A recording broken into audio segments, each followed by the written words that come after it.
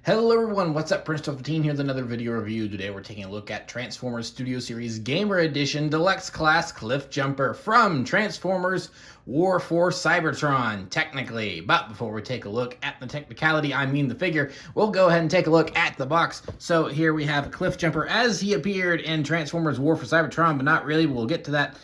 See, as you can see here, there's a logo that says War for Cybertron. Just because there's a logo there doesn't mean he was actually in the game. Is about to go out of order there. He is Studio Series. He is from Gamer Edition. His name is Cliffjumper. He is an Autobot. He is for ages 8 and up. Of course, that's just a suggestion. I have to put that on there. It's manufactured by Hasbro. He is the 5th figure in the Gamer Edition Studio Series line. Transformers along the side. He's co-manufactured by Takara Tomy. I'm doing that in order now. He is from Transformers Generations. On the side here, we have a good look at Cliffjumper. He has a Deluxe class in several different languages. On the other side here, we have another good look at Cliffjumper. And here's the authentic Transformers badge, meaning that there's no Chinese knockoffs here. And then on the back here, we've got Cliffjumper in all of his various modes. He's video game inspired, not big screen inspired, but video game inspired. He is from this video game, sort of, it's from the Protect Omega Supreme chapter, which, is not in the game. But moving on. And then, he transforms in 21 steps. Here's a short little bio about Cliffjumper spotting a horde of Decepticons preparing to attack Omega Supreme and unleashes defensive blaster fire. He's from, he comes with this little backdrop. And don't eat the toy because plastic is not good for the human digestive system. So here we have Cliffjumper, and this is what, ladies and gentlemen, we call a cheat. Yes, sirree, this is what we call a cheat. Because Cliffjumper in this form, as advertised on the box and by the head sculpt that he has right here, as you can see right there with that head sculpt, this, my friends, did not appear in Transformers War for Cybertron. He appeared in the sequel, Transformers Fall of Cybertron. However, a version of Cliffjumper did appear in the DS port of Transformers War for Cybertron, but with a completely different head sculpt. And so I'm guessing, because I haven't played the DS version, I've only played the PS3 version, /Xbox/PC version. If I had to guess, then that Defending Omega Supreme section, that's probably from the DS version of the game, as they described there, because there is a mission where you have to defend Omega Supreme. But the playable characters are Optimus, Ironhide, and Warpath, while he is a red Autobot. Cliffjumper is not Warpath or Ironhide, so yeah, I do find it funny that they're kind of cheating here, because if they had slapped a Fall of Cybertron on that box, I don't think anyone would have a problem. But, they had the Bumblebee mold, so you know what happens when you have a Bumblebee mold. You end up getting a Cliffjumper eventually. So, yeah, here we have Cliffjumper, and he's Bumblebee but red with a different head. So, hey, that kind of rhymes. So, yeah, but it's a nice little vehicle form. I do have one issue with it, though, and I did this on accident, but it gets to my point that I was getting to anyway, is the fact that, like a lot of other smaller Transformers, I have an issue with things getting to tab in and stay tabbed in. And I find this kind of annoying with smaller deluxes. I find that it happens with smaller deluxes a lot. Sometimes it can happen with larger figures, but I find the smaller deluxes it happens more often, where things just don't want to tab in. They don't want to sit flush. They don't really, you can kind of click them in. You hear them click in, or sometimes like the back flap here. It's like, you can see the ports where it goes, where, these tabs go in and everything. You can press them in there, and then they just pop out. So a little annoying. It's with the way this is designed, it's not a huge deal. It's not like there's any gigantic gaps. It's really just kind of small little things here and there. It doesn't make the vehicle form look hideous. I think the vehicle form looks very good, actually. I just absolutely love this small little compact Cybertronian car. It's kind of the Cybertronian version of the Volkswagen Beetle. I just absolutely love this. I think it really fits Bumblebee. And of course, they just made it red and gave it to Cliffjumper, so it works for that too, because that's what Cliffjumper is.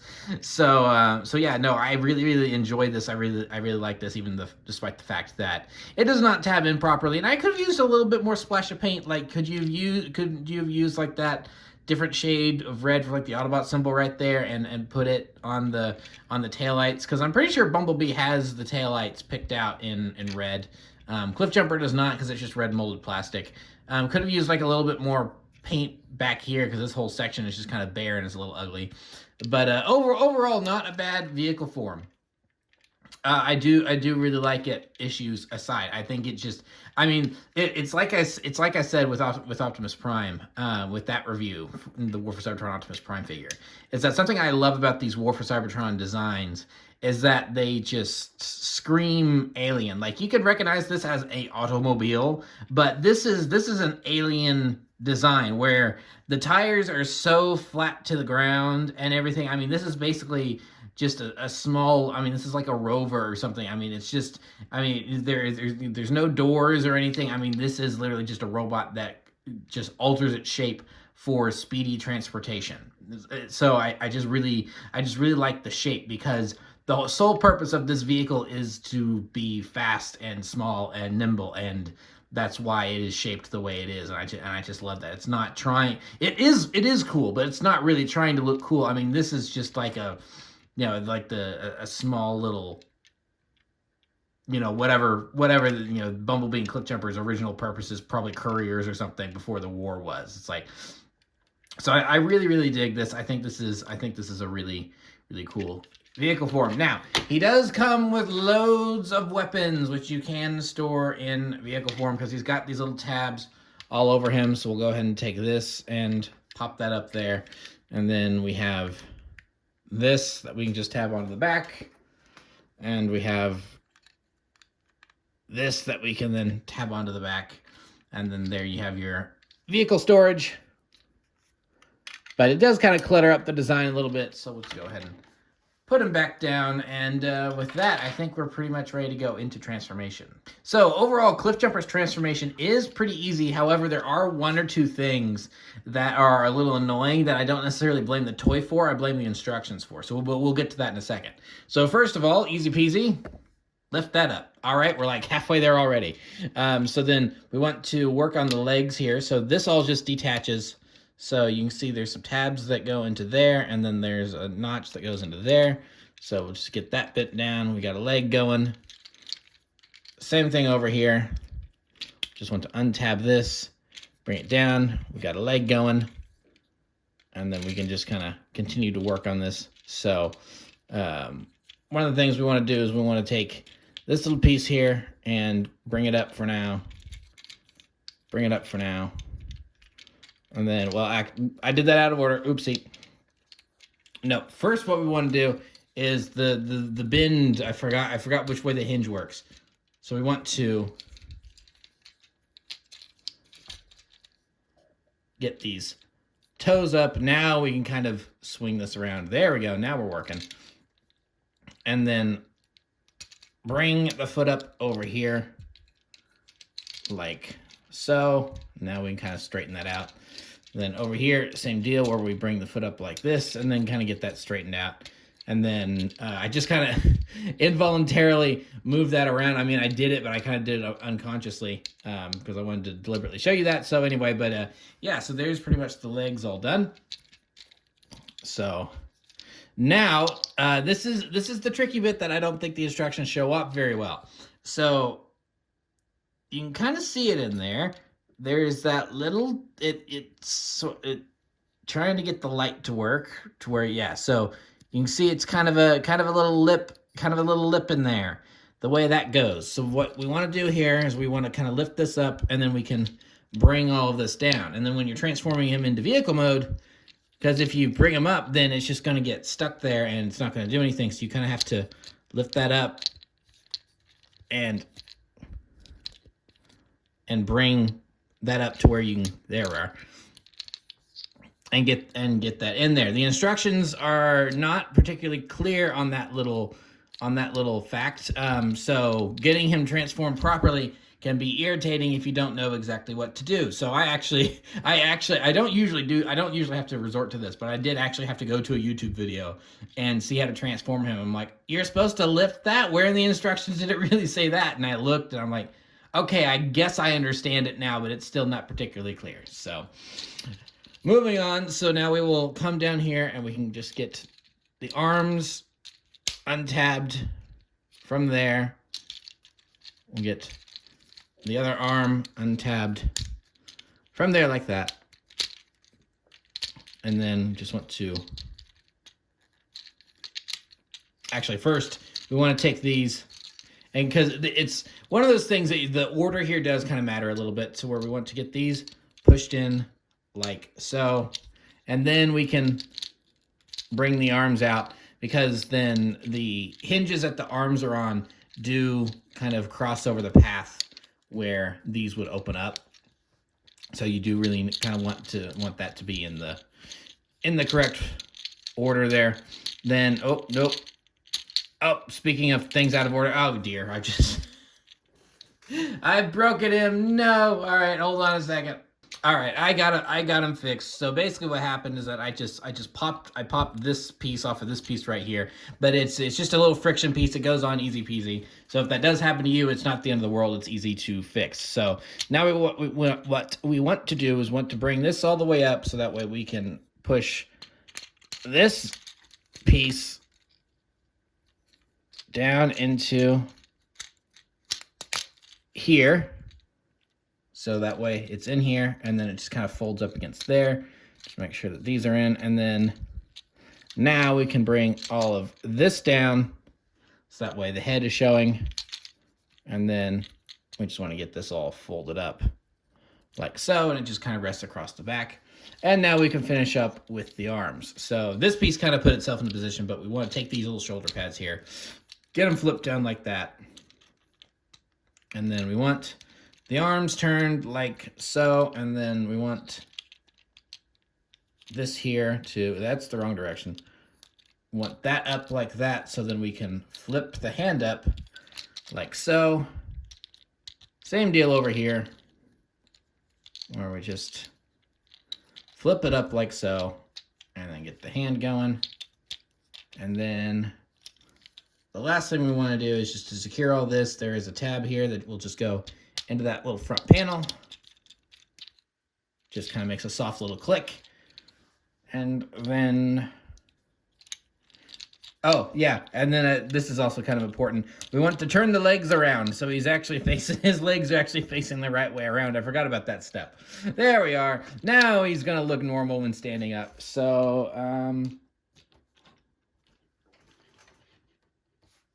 yeah, there we have Cliffjumper in his robot mode. And overall, I think he's a good-looking Cliffjumper. We'll get close up on his head here. Now, like I said, this is his Fall of Cybertron head / his Transformers Prime head, since those are technically, in big air quotes, in the same continuity. So, so this version of Cliffjumper, voiced by Nolan North, yet somehow later on, the same version of Cliffjumper is also voiced by Dwayne "The Rock" Johnson, and dies in the first episode of Transformers Prime. Okay, but they do share the same head mold, which is a really nice looking head mold, and I do like it. It does give Cliffjumper a more unique presence compared to just, you know, completely taking Bumblebee and just making him red. So I do really like this look for Cliffjumper. I think this looks really good. So yeah, overall it's a good looking robot mode. The arms are a definite improvement over the original release of this mold from, yeah, you know what, I'll just go ahead and bring him in now. I was gonna wait, but here's the original Generations Bumblebee from 2010 or 2011, whenever this figure came out. So a little bit of a downgrade. Cliffjumper is a little shorter in stature, but there are some key differences. What I was about to point out is the arms. The arms, I think this looks a lot better compared to that, because this actually looks straight out of the game, and there's just something about this design of the wheel being there, and the way it shapes into the, I just love that little design right there is just mwah, perfection. I love it. I don't know exactly why, but I just really enjoy that. Just the way they designed it and the shape and everything. It's just like, oh yeah, that makes sense, that works, and I just like it. Now, how and and and this one does not do this nearly as well. I don't think it kind of looks like that it kind of just looks like that his wheels are just kind of tacked onto the side of his arm here when they're actually supposed to be his arm. So this guy gets points for that. However, one area he does lose points in is the feet, where in the leg assembly, where this is straight out of the video game. This is exactly how the legs look in the game, and I adore this. This Bumblebee design, like the character model in the game and everything, I think is probably one of my favorite, if not, it was like, I mean, one of the best Bumblebee designs we've ever gotten. Just the way it utilizes all the Cybertron. It's like strategically placing the kibble and of where the wheels would go, because Bumblebee is small. Bumblebee is a small robot, and so he's got a small vehicle mode. So there's not a whole lot of place for his parts to go. So just the way that they figured out where the kibble was going to go and everything on him, I think just looks really on the character model on the for the video game looks really great. And they did a great job with this version with the legs. Now with this version of the mold, they didn't do as good a job with the legs. This doesn't look hardly anything like what it's supposed to. They actually went through the trouble of molding in a little bit of that here, but it just, and like it's like, what is this? They etched that in to make it look like the tire continues. What? And it doesn't go across the tire like it's what are the legs? This doesn't look. I mean, you can kind of see the general shape going on here, and the way that he's kind of got, like, pointy elf boots a little bit, but you can kind of see that going on. But no, this mold loses in the leg department for sure. Now I think this transforms better, but the overall look is just no, thank you, no sir. The old Bumblebee mold wins here for sure. So there are pros and cons to both of these guys in terms of that. They both have a little bit of a belly. So, but that, I think with this design, that's not really something that you can really avoid all that much, where it's, because I mean, if you want to look at it, I mean, like I said, it's a very small robot mode, so there's just not a whole lot of room for certain things, where certain things go. So there's, I think, a little bit of mass shifting going on with that character model, and so the chest does get way more tucked up. It comes across really well here. The chest does get really tucked up in there, way further than it does here. Also, I think it's more of an angle here, where it's like way more angled than that. So, overall, I think see this is what I mean. I think they got the angle on this a little better on this version. But it juts out, so it doesn't seem like it juts out as much, even though I think it's probably about equal. It just doesn't, with the way that slopes in like that, it just doesn't seem like it juts in or juts out that much. So this guy definitely gives me kind of Leadfoot from Dark of the Moon vibes a little bit, he's got a little bit of a gut going on him, but it's not the worst thing. And he's small in stature, so. But overall, I think this is especially for the size that he is, because he's tiny. This is tiny, and I'll show off how tiny he is here in a minute. So for as tiny as this figure is, I think they do a pretty good job with this design in general. Because, like, if you took this and, like, blew it up really big, then it's like, yeah, you got no excuse for why the legs aren't perfect, and why doesn't the chest fold up a little bit more? But they only have so much space to work with the figure this small. So it's like, yeah, the legs aren't perfect. I kind of wish the legs were a little closer to that. But I think it makes enough improvements and changes. It's like the backpack is an improvement, because the reason I'm only showing him off in robot mode here is I couldn't get him transformed. There's the hinges in here are just kind of a complicated mess, and even finding my old instruction booklet, which is way more clear on how to transform him, but it just wasn't working. I'm like, this figure's old enough that I'm afraid that some of the joints have just kind of gotten really stiff, and I'm afraid to break him at this point. So he's no longer really a transformer, he's just a figure. Where this guy, much easier to transform once I figured out that little one little kind of tricky bit. So yeah, I'm still pretty happy overall with the new version of this mold. And there's other things we can do with him. We're not quite done yet, because one thing we can do is we can rip off his arm, just drop it there, and then we can take some of the weapons that he came with, and we can attach it. So here is one of the weapons from the game. This is kind of a pulse cannon thing that you can charge and fire up a big old blast of plasma. So he's got that. And then he's also got a sword. So this is, of course, if you were to melee a character in the game, then this would be the sword that Bumblebee or Cliffjumper would have. And you know, on this version, they actually molded it in. I did appreciate that they did this. That they actually molded it in, the little dagger, into his arm right there. So that is really cool that they did that.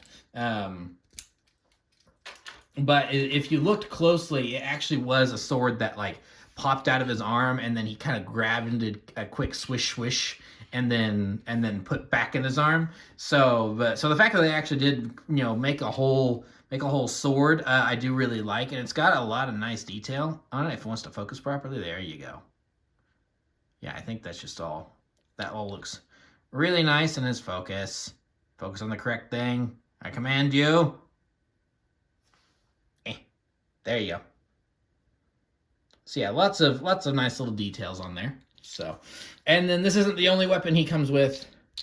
You can take that one off, and then he can use the little sniper rifle, or no, actually this is the pistol. Excuse me. This is the pistol. He can use the little pistol as well. So those are kind of the two weapons that Bumblebee had in War for Cybertron, and you know, it's just a quick repaint, remold, so they just gave him the exact same weapons. I do not mind that. I think that works. And then, you know, also, if you got some of the other figures, even though it's going to be a little big, you can take something like Optimus Prime's ion rifle here and attach it, and then he's got a great big old hand cannon there. Just go, which, you know, that thing did. Oop, it fell out.